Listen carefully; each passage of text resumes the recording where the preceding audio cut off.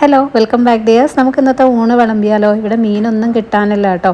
ഉള്ളതിനാണെങ്കിൽ നല്ല വിലയും. പിന്നെ വീക്കെൻഡ് ചിക്കനൊക്കെ കഴിച്ചതുകൊണ്ട് ഇന്നിപ്പോൾ ചിക്കനും ഫിഷും ഒന്നും ഇല്ലാത്ത ഒരു സിമ്പിൾ ഊണാണേ. പക്ഷേ നമ്മുടെയൊക്കെ ഫേവറേറ്റ് ആയിട്ടുള്ളൊരു സാധനം ഉണ്ടാക്കിയിട്ടുണ്ട് കേട്ടോ. അപ്പോൾ നല്ല മട്ടേരി ചോറ്, ദോശയ്ക്ക് ഉണ്ടാക്കിയ സാമ്പാറായിരുന്നു, അത് കുറച്ച് ബാക്കി ഇരിപ്പുണ്ട്. അപ്പോൾ നല്ല പച്ചക്കറികളൊക്കെ ഇട്ടൊരു സാമ്പാറും, പിന്നെ ഇന്നത്തെ സ്പെഷ്യൽ എന്ന് പറയുന്നത് മുട്ട അവിയലാണ് കേട്ടോ. ഇതിനകത്തും വെജിറ്റബിൾസൊക്കെ ചേർത്തിട്ടുള്ള അവിയലാണ്. ഈ ഒരു അവിയലുണ്ടെങ്കിൽ ഇവിടെ വേറെ കറിയൊന്നും വേണ്ട, ഇത് മാത്രം കൂട്ടി തന്നെ ചോറ് കഴിക്കും. കുട്ടികൾക്കൊക്കെ നല്ല ഇഷ്ടമാണ് കേട്ടോ. സാധാരണ അവിയൽ കൊടുത്തു കഴിഞ്ഞാൽ അവർക്ക് വലിയ ഇഷ്ടമല്ല, പക്ഷേ മുട്ട അവിയലാണെങ്കിൽ കഴിച്ചോളും. അപ്പോൾ ഞാനിത് മൺചട്ടിയിലാണ് ഉണ്ടാക്കുന്നത്. അപ്പോൾ കുറച്ച് വെളിച്ചെണ്ണ ഒന്ന് ചട്ടിയിൽ തൂക്കി കൊടുത്തിട്ടുണ്ട്. അതിൻ്റെ കൂടെ ഒരു 2 ഉരുളക്കിഴങ്ങ്, 1 ക്യാരറ്റ്, 1 മുരിങ്ങക്കായ, കുറച്ച് സവോള, പച്ചമുളക്, കറിവേപ്പില, ഒരു 1/2 ടീസ്പൂൺ മഞ്ഞൾപ്പൊടി, 1/2 ടീസ്പൂൺ മുളക് പൊടി, ആവശ്യത്തിന് ഉപ്പ്, കുറച്ച് വെള്ളവും കൂടി ഒഴിച്ചിട്ട് ഈ പച്ചക്കറിയൊക്കെ ഒന്ന് വെന്ത് കിട്ടാൻ ആവശ്യത്തിന് കുറച്ച് വെള്ളവും കൂടി ഒഴിച്ചിട്ട് അടച്ചു വെച്ച് വേവിക്കണം. മൺചട്ടിയിൽ വെക്കുമ്പോൾ ഒരു പ്രത്യേക ടേസ്റ്റാണ് ഇതിന്. നിങ്ങൾക്ക് ഇഷ്ടമുള്ള സാധാരണ നമ്മൾ അവിയലിൽ ചേർക്കുന്ന വേറെ പച്ചക്കറികളൊക്കെ ഇതിൻ്റെ കൂടെ ഇടാം കേട്ടോ. ഇനി ഇത് നമുക്ക് അടച്ചു വയ്ക്കാം. ഇനി ഇതിൻ്റെ അരപ്പ് നമുക്ക് സാധാരണ അവിയലിൻ്റെ അരപ്പ് പോലെ തന്നെ റെഡിയാക്കാം. പിന്നെ ഏകദേശം ഒരു 1/4 കപ്പ് തേങ്ങ എടുത്തിട്ടുണ്ട്. ഞാൻ ഇതിനകത്ത് ചെറിയൊരു അഡ്ജസ്റ്റ്മെൻറ്റൊക്കെ ചെയ്താണ് ഈ മുട്ട അവിയൽ ഉണ്ടാക്കാറുള്ളത്. അപ്പോൾ സാധാരണ നമ്മൾ ജീരകം മാത്രമാണല്ലോ അവിയലിൻ്റെ കൂട്ടിൽ ചേർക്കുന്നത്. അപ്പോൾ ഞാനിതിലിപ്പോൾ ഒരു 1/4 ടീസ്പൂൺ ചെറിയ ജീരകവും 1/4 ടീസ്പൂൺ പെരുംജീരകവും കൂടിയാണ് ചേർത്തിട്ടുള്ളത്. നല്ലൊരു ടേസ്റ്റാണ്. ഇത് രണ്ടും കൂടി പോവാതെ നോക്കണം കേട്ടോ. ഒരുപാട് ഫ്ലേവർ വേണ്ട, കുറച്ച് മാത്രം ഇട്ട് കൊടുത്താൽ മതി. അതിൻ്റെ കൂടെ ഒരു 2 പച്ചമുളക്, മുളകിൻ്റെ എരിവ് പോലെ ചേർക്കുക, ഇതിന് അധികം എരിവില്ല. ഞാൻ 1/2 ടീസ്പൂൺ മഞ്ഞൾപ്പൊടിയും കൂടി ഇട്ടിട്ട് ഇതൊന്ന് ഒരുപാട് അരഞ്ഞു പോകേണ്ട, കുറച്ചൊന്ന് ക്രഷ് ചെയ്ത് എടുക്കാം. ഇതുപോലെ അരപ്പ് റെഡിയാക്കി എടുത്തിട്ടുണ്ട്. വെള്ളം ഒഴിക്കാതെയാണ് കേട്ടോ അരച്ചിരിക്കുന്നത്. അപ്പോഴേക്കും വെജിറ്റബിൾസൊക്കെ ഒരുവിധം വെന്തിട്ടുണ്ട് കേട്ടോ.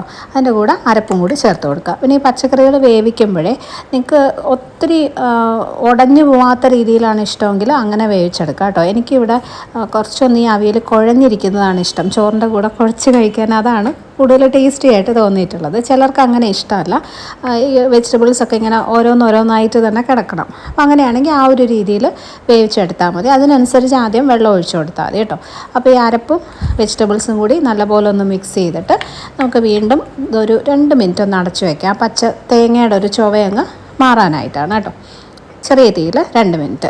അത് കഴിയുമ്പോൾ ഇതിനകത്തേക്ക് ഒരു 2 ടേബിൾ സ്പൂൺ തൈര്, പുളിക്കായിട്ട് തൈരും കൂടി ചേർത്ത് കൊടുക്കുക. ചിലർ ഇതിൽ തക്കാളി ചേർക്കും, അത് ഇഷ്ടമാണെങ്കിൽ ചേർക്കാം. ഞാൻ അവിയലിൽ തക്കാളി ഇടാറില്ല.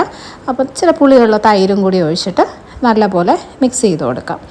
ഇനി ആണ് നമ്മൾ പുഴുങ്ങിയ മുട്ട ചേർക്കുന്നത്. അപ്പോൾ ഇത് ജസ്റ്റ് ഇതുപോലെ ഒന്ന് സൈഡിലോട്ട് വെച്ച് കൊടുത്തിട്ട് ഒരു കുഴി പോലെ ഉണ്ടാക്കിയിട്ട് അതിനകത്തോട്ട് പുഴുങ്ങിയ മുട്ട, ഞാനിതിപ്പോൾ ഒരു 4 മുട്ട ഓരോന്നും 4ആയിട്ട് തന്നെ കട്ട് ചെയ്തെടുത്തതാണ്.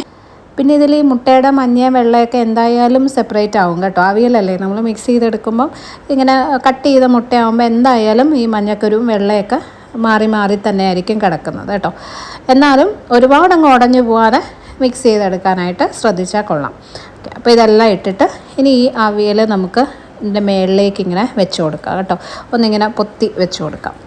എന്നിട്ടൊരു 2 മിനിറ്റും കൂടി ഒന്ന് ആവി കയറി വരാനായിട്ട് വെക്കണം. ചെറിയ തീയിൽ വെച്ചാൽ മതി, തീരെ വെള്ളമില്ല ഇപ്പോൾ ഇതിൽ.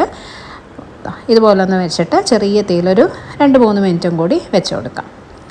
ലാസ്റ്റ് ഇതിനകത്തേക്ക് കുറച്ച് കറിവേപ്പില, ഞാനിതിപ്പോൾ ഇളക്കത്തില്ല, ഇപ്പോൾ സ്റ്റൗ ഓഫ് ചെയ്തിട്ടുണ്ട്. ഇനി ഇതിനകത്തേക്ക് കുറച്ച് കറിവേപ്പിലയും കുറച്ച് പച്ച വെളിച്ചെണ്ണയും കൂടി ഒഴിച്ചിട്ട് നമ്മൾ കഴിക്കുന്ന സമയം വരെ ഇതങ്ങ് അടച്ചു വയ്ക്കും.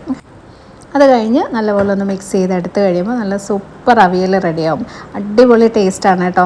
ഞാൻ പറഞ്ഞ പോലെ ചോറിന് വേറെ കറിയൊന്നും ആവശ്യമില്ല, ഈ ഒരു അവിയൽ മാത്രം കൂട്ടി കഴിക്കാം, അത്രയും ടേസ്റ്റിയാണ്. അപ്പം ഇപ്പോൾ മീനൊക്കെ കിട്ടാൻ കുറച്ച് ബുദ്ധിമുട്ടുള്ള സമയമാണല്ലോ.